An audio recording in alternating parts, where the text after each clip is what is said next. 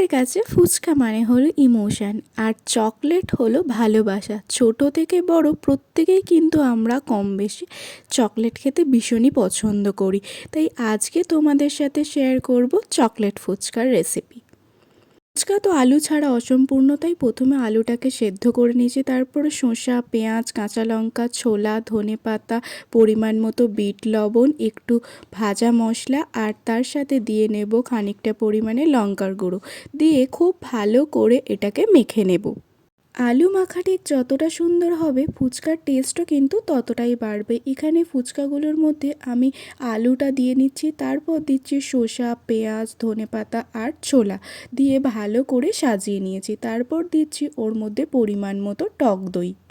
টেস্টটা আরেকটু বাড়ানোর জন্য অ্যাড করেছি খানিকটা পরিমাণে ভুজিয়া, একটা করে বাদামের কুচি, তারপরে এর মধ্যে যেটা মেন উপকরণ চকলেট সিরাপ দিয়ে ডেকোরেশন করলেই কিন্তু আমাদের চকলেট ফুচকা রেডি।